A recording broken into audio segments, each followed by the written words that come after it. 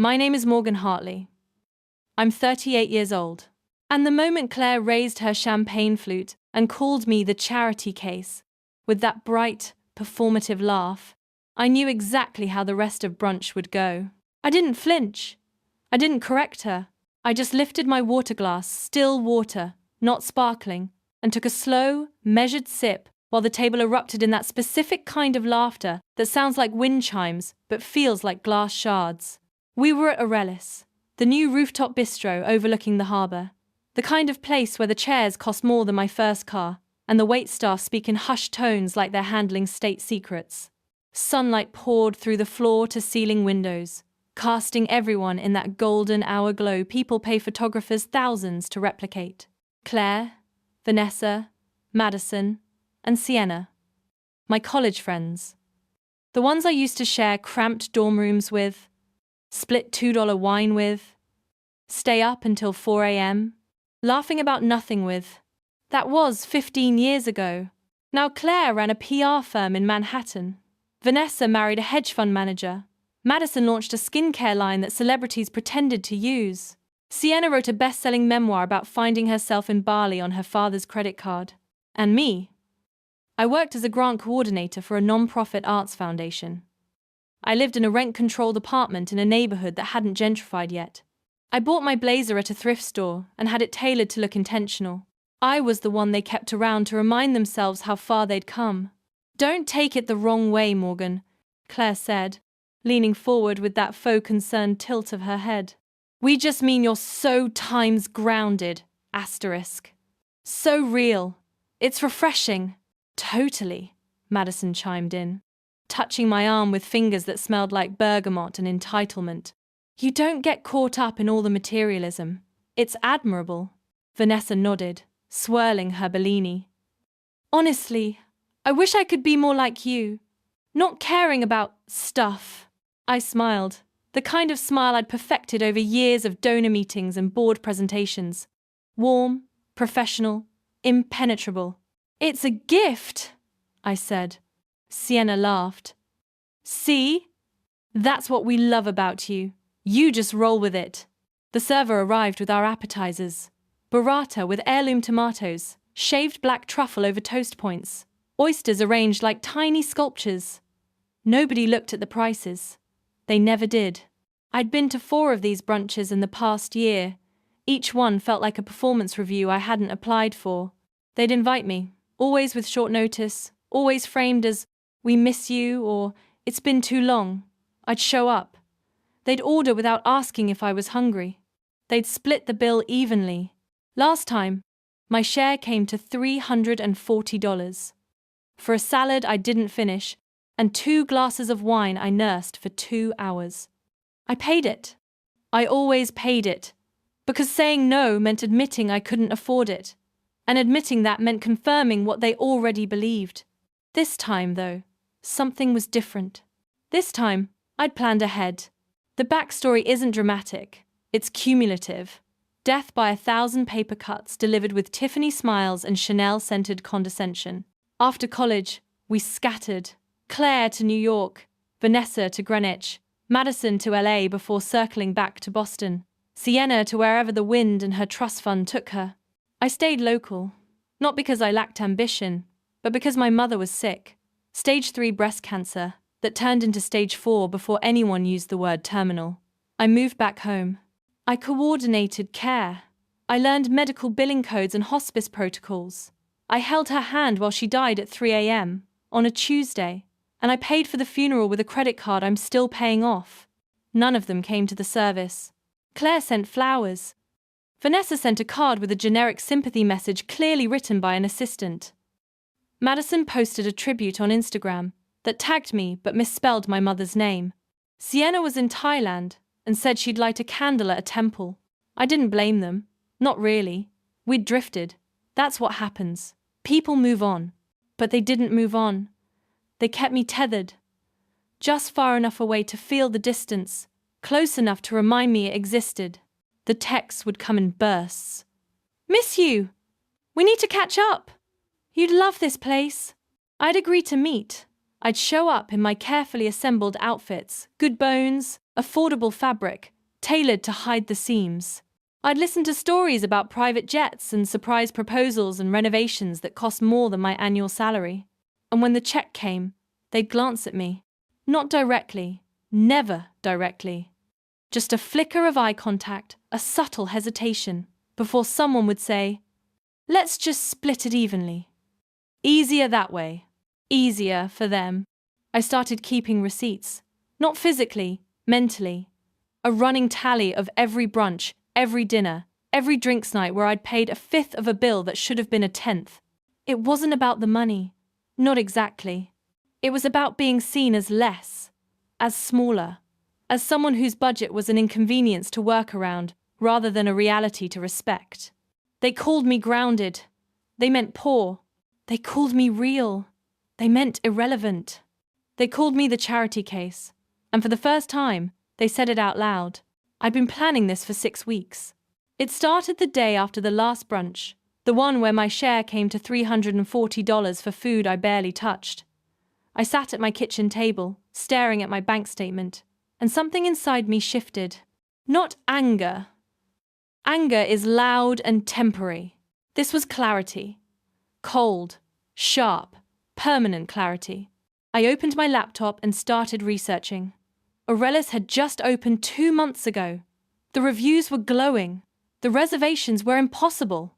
The owner, a chef named Dominique Ravel, had a Michelin star and a reputation for cutting anyone who disrespected his vision. More importantly, Aurelius had a private dining option, a buyout package for special events. I called the restaurant. I spoke to the events coordinator, a woman named Elise, whose voice carried the kind of professional warmth that costs extra. "I'm interested in hosting a private brunch," I said. "Something intimate. 5 guests." "Wonderful," Elise said. "Our private dining experience starts at $15,000, not including beverages or gratuity." I didn't hesitate. "Perfect. I'd like to book it for 6 weeks from now. Sunday at noon." There was a pause. "May I ask the occasion?" "A reunion," I said. "Old friends." Elise walked me through the details. The menu would be curated by Chef Ravel personally. The wine pairings would come from their reserve collection. The space would be decorated to my specifications. I gave her my credit card information, the one attached to an account nobody in my life knew about. See, here's the thing about working at a non-profit arts foundation. The pay is modest. The grants I coordinate, however, are not. I don't steal. I'm not a criminal. But I am meticulous. And over the years, I've built relationships with donors who appreciate discretion. Wealthy individuals who want to fund specific projects without their names attached. Anonymous gifts that flow through carefully structured channels. Some of those channels flow through accounts I manage.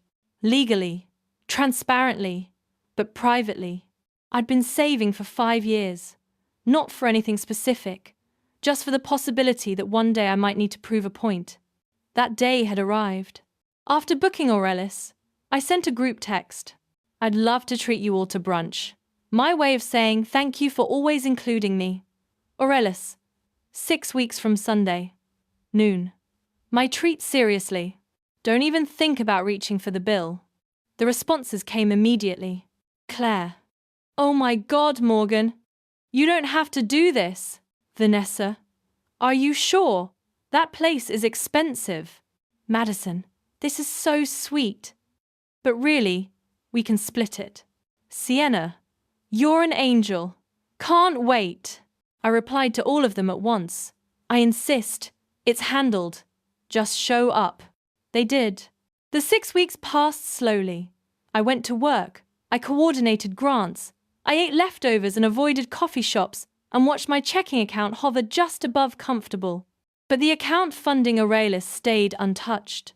Separate. Waiting. The night before the brunch, I laid out my outfit. Not my usual thrift store approximation of elegance. This time, I wore the real thing. A silk blouse I'd bought online from a designer sample sale. Tailored trousers. Understated jewelry that looked simple but cost enough to matter. I looked like someone who belonged. I arrived at Aurelius 30 minutes early. Elise met me at the door. "Miss Hartley, she said, extending her hand. Everything is ready. Chef Ravel prepared something extraordinary. She led me to the private dining room. It was stunning. Floor-to-ceiling windows framing the harbor. A single table set for 5, each place setting arranged with museum-level precision. Fresh orchids, crystal glasses, linen so white it hurt to look at. The menu is prix-fixe, Elise explained. 6 courses. The wine pairings are already selected. And per your request, the bill will be presented at the end of the meal in a sealed envelope addressed to you. Perfect, I said. One more thing, Elise added. Chef Ravel wanted me to tell you that anyone who disrespects his food will be asked to leave. I smiled. I don't think that'll be a problem. They arrived together, laughing, a cloud of perfume and accomplishment. Claire led the way, Vanessa close behind, Madison and Sienna trailing with matching designer handbags. They stopped when they saw the private room. Morgan, Claire breathed. This is… wow. You really didn't have to, Vanessa said. But her eyes were already scanning the table, calculating. I wanted to, I said simply. Sit. Relax. It's all taken care of. We settled in. The first course arrived. Kumamoto oysters with champagne mignonette, then a delicate celery root soup, then seared scallops with black garlic butter. The conversation flowed easily. Too easily. They talked about their lives, their wins, their plans. Claire's firm just landed a Fortune 500 client. Vanessa's husband bought a summer house in the Hamptons. Madison's skincare line was expanding into Sephora. Sienna got a book deal for a follow-up memoir. I listened. I smiled. I nodded at the right moments. And then, halfway through the main course, dry-aged duck breast with cherry gastrique, Claire raised her glass. Can we just say, she began, voice bright with wine and warmth, how grateful we are for Morgan. Seriously, you keep us grounded. You remind us what really matters. Totally, Madison agreed. You're like our moral compass. Vanessa laughed. You're basically our charity case. The table went quiet for half a second. Then everyone laughed, including me. I mean it in the best way, Vanessa added quickly. You just don't care about all the superficial stuff we get caught up in. Right, Sienna said. You're above it all. I took a sip of wine. A very good Burgundy. Probably $400 a bottle. I appreciate that, I said evenly. The conversation moved on. Dessert arrived. A deconstructed tiramisu that looked like modern art. Then petit fours. Then espresso. Finally, the server approached with a small black leather folder. He placed it in front of me. Your bill, Miss Hartley. The table went silent. Claire blinked. Wait, I thought. I said it was my treat, I interrupted gently. And it is. I opened the folder. Inside was an itemized receipt on heavy cardstock. Private dining experience. Cinci sprezze. 0. Wine pairings. Reserve collection. $4,2. Service charge. 20%. $3,840. Total. $23,040. I didn't react. I'd known the number for 6 weeks. I reached into my purse and pulled out a credit card. Not the one attached to my non-profit salary. The other one. The server processed it without comment. He returned with the receipt and a pen. I signed. I added a $5,000 tip, because Chef Ravel had delivered exactly what I'd asked for. I closed the folder and looked up. 4 faces stared back at me. Pale. Confused. Calculating. Morgan, Claire said slowly. How did you… I wanted to thank you, I said, my voice perfectly level, for always including me, for always reminding me where I stand. But… Vanessa trailed off. $23,000, Madison whispered. Plus tip. I stood. I smoothed my blouse. I picked up my purse. The charity case, I said quietly, appreciates your concern. But she doesn't need it. I walked toward the door. Behind me, The silence was absolute. Just before I left, I turned back. Oh, and Claire, that PR firm you're so proud of? The one that just landed the Fortune 500 account? Check your funding sources. Specifically, the anonymous grant that covered your startup costs 5 years ago. Claire's face went white. Vanessa, I continued, turning to her. Your husband's hedge fund. The one that saved him during the 2020 crash. The silent partner who bought in at the bottom. That was me. Vanessa's champagne flute trembled in her hand. Madison. Your skincare line. The investor, who believed in you when nobody else did.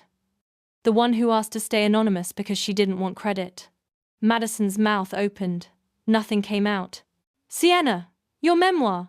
The foundation grant that gave you 6 months to write in Bali without worrying about money. I approved that. Sienna looked like she might be sick. I've been investing in all of you for years, I said. Quietly, privately. Because I believed in you. Because I wanted you to succeed. I posed. But you never asked where I got the money. You never wondered how the charity case kept showing up. You just assumed I was small, convenient, grateful. I turned toward the door. Enjoy the rest of your afternoon. The room is paid for another hour. I walked out. Behind me, I heard Claire's voice. Thin and desperate. Morgan, wait! I didn't wait.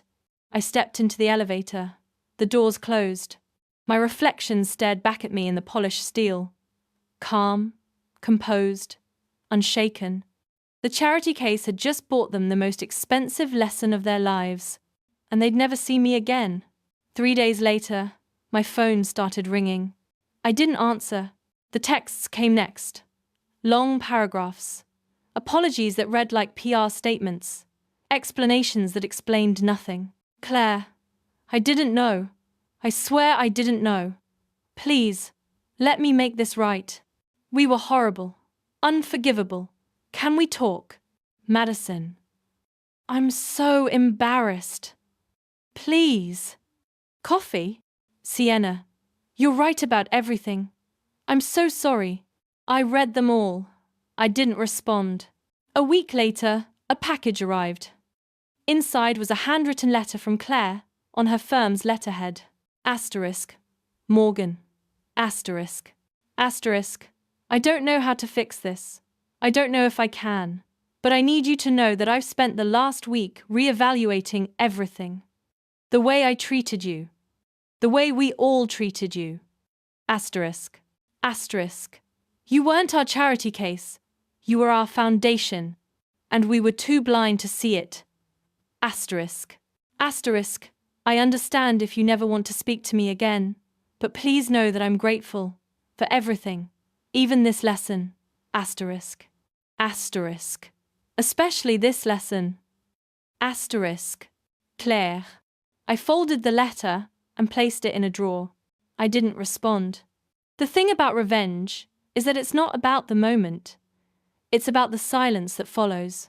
They'd spent years making me feel small, making me feel grateful just to be included.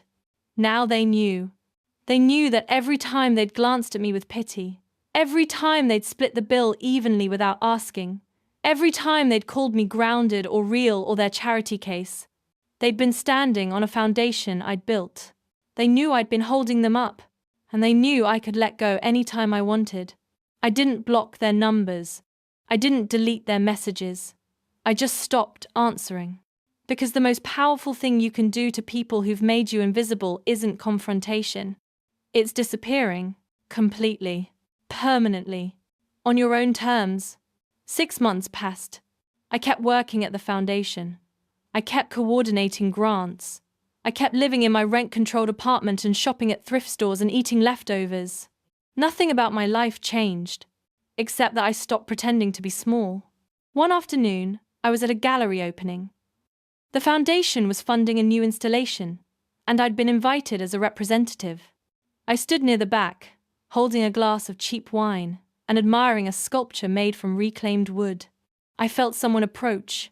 I turned. It was Claire. She looked different, thinner, tired. Her usual confidence had dimmed to something more cautious. "Morgan," she said quietly. I nodded. "Claire, I didn't know you'd be here." "I work here," I said simply. "Well, not here. But I coordinate the grants that make this possible." She looked around the gallery. At the art.